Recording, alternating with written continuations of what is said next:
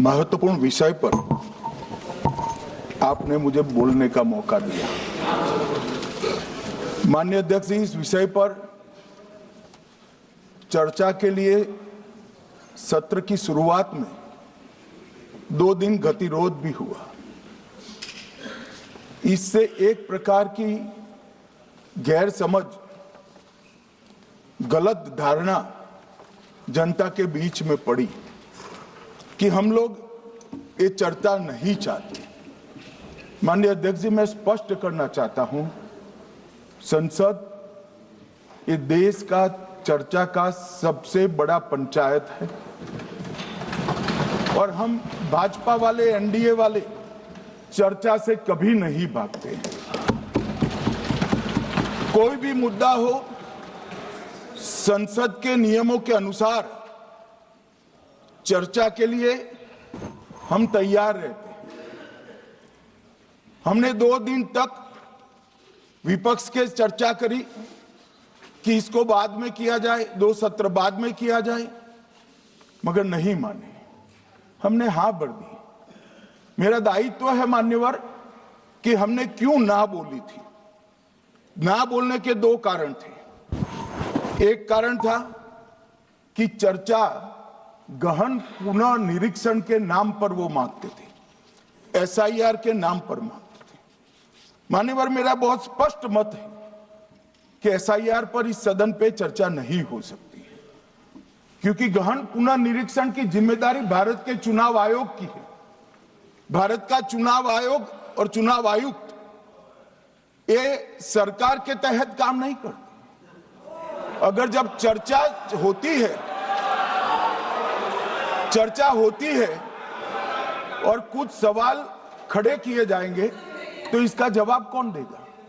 मान्यवर, जब उन्होंने कहा कि हम चुनाव सुधार पर चर्चा करने के लिए तैयार है, हम तुरंत मान गए और आज चुनाव सुधार पर ही चर्चा हुई। मान्यवर, लगभग 63 प्लीज मान्य दादा बीमार हो, मैं समझ रहा हूं, मगर बीमार ज्यादा हो तो घर पे रहा करो, यहां सदन का माहौल मत बिगाड़िए। मान्यवर, 63 सदस्यों ने प्लीज ऐसे माहौल अरे ठीक यार, रहना चाहिए। व्यक्तिगत बात है मेरी और दादा के बीच में। माहौल ठीक रहना चाहिए। मान्यवर, 63 सदस्यों ने पक्ष और विपक्ष से इस चर्चा में हिस्सा लिया है और जो चर्चा का समय हुआ था तय, उससे ज्यादा आपने समय लिया है। इसलिए भी मैं आपका धन्यवाद व्यक्त करना चाहता हूं। मान्यवर, चर्चा तय हुई थी चुनाव सुधारों के लिए, मगर ज्यादातर विपक्ष के सदस्यों ने एसआईआर पर ही चर्चा करी। अब चर्चा इन्होंने जिस तरह से शुरू करी है, जवाब तो मुझे देना पड़ेगा मान्यवर, और मैं मानता हूं उनको सुनना भी चाहिए। मान्यवर, इस एसआईआर पर, गहन पुनर्निरीक्षण पर एक तरफा 4 महीने से झूठ फैलाया और देश की जनता को गुमराह करने का प्रयास किया।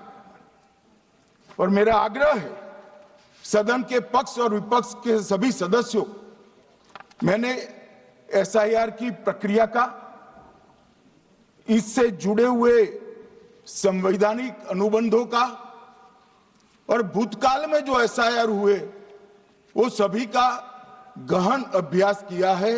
मैं आज आपके माध्यम से इस सदन को और सदन के माध्यम से पूरे देश की जनता को जो झूठ विशेषकर कांग्रेस पार्टी द्वारा फैलाया गया है, वो झूठ का मेरे तर्कों के हिसाब से जवाब देना चाहता हूं। आप बेटे ज्ञान मत दीजिए। मान्यवर, ये देश के संविधान में, मान्यवर, ये देश के संविधान से, संविधान के अनुच्छेद 2 से चुनाव आयोग की रचना हुई। एक प्रकार से चुनाव आयोग एक संवैधानिक संस्था है। संविधान के अंदर चुनाव आयोग का गठन, उसकी शक्तियां, चुनावी प्रक्रिया, मतदाता की परिभाषा और मतदाता सूची को तैयार करने और उसके सुधारने के लिए की शक्तियां, इसके बारे में स्पष्ट प्रावधान किए गए। और मान्यवर, बड़ी विनम्रता से मैं बताना चाहता हूं कि प्रावधान जब किए गए तब हमारी पार्टी बनी ही नहीं थी। हमारी पार्टी के अलावे जो लोग हैं, इन लोगों ने संविधान सभा में चर्चा कर संविधान को बनाया था। इसलिए ये पूरी चुनाव की प्रक्रिया जो संविधान के अंदर व्याख्यायित की गई है और आज जो हो रहा है, ये दोनों के बीच में क्या अंतर है और आरोप क्या है, इसको मैं जवाब देना चाहता हूं। माननीय, फ्री एंड फेयर चुनाव कराने का हमारा संविधान ने जिम्मेदारी चुनाव आयोग की तय की। मतदाता सूची बनाने की और मतदाता सूची में सुधार करने की जिम्मेदारी भी चुनाव आयोग को दी। अनुच्छेद संविधान के भाग 15 में अनुच्छेद 324, इसमें चुनाव आयोग का गठन, चुनाव आयुक्त की नियुक्ति, लोकसभा, राज्यसभा, विधानसभा, उपराष्ट्रपति और राष्ट्रपति, ये सभी चुनाव का संपूर्ण नियंत्रण संविधान ने चुनाव आयुक्त को दिया है। और चुनाव आयुक्त एक से ज्यादा हो तो इलेक्शन कमिश्नर को दिया है। अब 325 जो अनुच्छेद है, वो किसी भी पात्र मतदाता को मतदाता सूची से बाहर नहीं रखा जाता, इसका प्रावधान करता है। मगर 326 एक गहन पुनर्निरीक्षण के लिए, एसआईआर के लिए बहुत महत्वपूर्ण है। क्या है 326? मान्यवर, इन्होंने मतदाता की पात्रता, योग्यता और मतदाता होने की शर्तें आर्टिकल 326 में तय की है। और वो शर्तें क्या है? सबसे पहली शर्त है कि मतदाता भारत का नागरिक होना चाहिए, विदेशी नहीं होना चाहिए। ये सबसे पहली शर्त है। और ये कह रहे हैं कि चुनाव आयोग क्यों ये कर रहा है? भाई, इसका दायित्व है, इसलिए कर रहे हैं। दूसरी है 18 साल से ज्यादा आयु का व्यक्ति मतदाता बन सकता है। तीसरा, वैधता का निर्धारण मानसिक असमर्थता, अपराध और भ्रष्टाचार में संलिप्तता के लिए जो कानून ने समय समय पर तय किया है, इसके पर। तो ये 3 पात्रताओं के आधार पर भारत के मतदाता होने की बात तय होती है। और ये 3 चीजें किसने देखनी है मान्यवर? चुनाव आयुक्त को देखनी है। चीफ इलेक्शन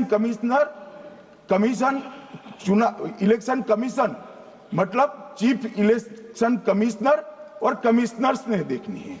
और 327 में मतदाता सूची, सीमांकन, चुनाव संचालन और उसके लिए कानून बनाने की सिफारिश संसद को करने की सत्ता चुनाव आयोग को दी है। कल हमारे सदस्य मनीष तिवारी कहते थे गहन पुनर्निरीक्षण का इनको अधिकार ही नहीं है। आर्टिकल 327 पूर्ण अधिकार देता है कि मतदाता सूची इस व्याख्या के आधार पर बनाने का अधिकार चुनाव आयोग को है। मान्यवर, अब एसआईआर पर ही सवाल उठा दिए। मान्यवर, इन्होंने कहा कि एसआईआर आज क्यों हो रहा है। मैं इनको थोड़ा इतिहास और मान्यवर, एक नई फैशन हो गई है, इतिहास बताते हैं तो नाराज हो जाते हैं कि आप इतिहास मत बताइए। अरे भला, कोई भी प्रक्रिया, कोई भी देश, कोई भी समाज इतिहास को छोड़कर कैसे आगे बढ़ सकता है? इतिहास कोई भी समाज का महत्वपूर्ण अंग है। मान्यवर, हमारे लोकतांत्रिक इतिहास की शुरुआत 1952 से हुई। तो सबसे पहला गहन पुनर्निरीक्षण एसआईआर कब हुआ? 1952 में। एसआईआर की क्या जरूरत है वो कहते हैं, इसलिए मैं कहता हूं। तो उस वक्त प्रधानमंत्री कौन थे? जवाहरलाल नेहरू। किस पार्टी से थे? कांग्रेस पार्टी से। दूसरा कब हुआ? 1957 में। फिर जवाहरलाल नेहरू प्रधानमंत्री थे, कांग्रेस पार्टी से थे। तीसरा हुआ 61 में, उसमें भी जवाहरलाल नेहरू प्रधानमंत्री थे और कांग्रेस पार्टी थे। 65-66 में भी हुआ, एक ही गहन पुनर्निरीक्षण 2 साल में हुआ। उस वक्त भी श्री लाल बहादुर शास्त्री प्रधानमंत्री थे, कांग्रेस पार्टी थे। 83-84 में हुआ, इंदिरा जी थी। 87-89 में हुआ, राजीव गांधी थे। 92-93-95 में हुआ, नरसिम्हा राव थे। 2002 और 3 में हुआ, तब श्री अटल बिहारी वाजपेयी थे। मान्यवर, 2004 में गहन पुनर्निरीक्षण समाप्त हुआ, तब डॉक्टर मनमोहन सिंह जी प्रधानमंत्री थे। तो 2, 3, 4 का एक गहन पुनर्निरीक्षण हुआ, एसआईआर हुआ। उसमें 2 साल एनडीए के प्रधानमंत्री थे, भाजपा के थे, और 1 साल डॉक्टर मनमोहन सिंह। 2004 के बाद सीधा 2025 में गहन पुनर्निरीक्षण हो रहा है और इस वक्त हम हैं। एक पूरा गहन पुनर्निरीक्षण एसआईआर की प्रक्रिया का आज तक 2004 तक किसी भी दल ने विरोध नहीं किया है मान्यवर, क्योंकि ये चुनाव को पवित्र रखने की प्रक्रिया है। चुनाव के उद्देश्यों को, लोकतंत्र को स्वस्थ रखने की प्रक्रिया है। अगर लोकतंत्र में चुनाव जिसके आधार पर होते हैं वो मतदाता सूची ही प्रदूषित है, तो चुनाव कैसे साफ और सुथरे हो सकते हैं? मानो समय समय पर मतदाता सूची का गहन पुनर्निरीक्षण जरूरी है, इसलिए चुनाव आयोग ने फैसला किया कि 2025 में इसको किया जाएगा। मान्यवर, एक बीच में एक घटना में जरूर कहना चाहूंगा।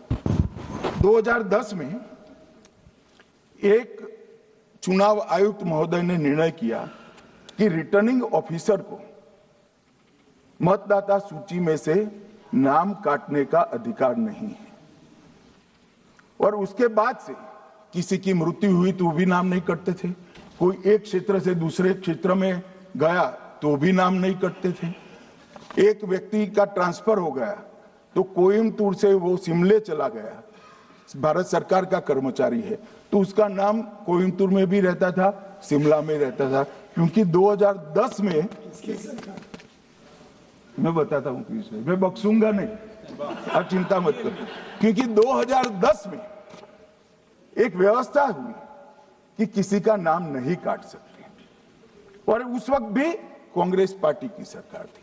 तो एक गहन पुनर्निरीक्षण क्या है? मानिए, एक गहन पुनर्निरीक्षण है कि जिनकी मृत्यु हो गई उनके नाम कट जाए, जो 18 साल से बड़े हो गए उनके नाम जोड़ जाए, जो किसी भी प्रकार से 2 जगह मतदाता है उनके नाम कट जाए, और जो विदेशी नागरिक है उनको चुन चुन कर डिलीट किया जाए। ये गहन पुनर्निरीक्षण। और मैं आज इस मंच से, आपके माध्यम से इस सदन को और देश की जनता को कहना चाहता हूं, क्या कोई भी देश का लोकतंत्र सुरक्षित रह सकता है?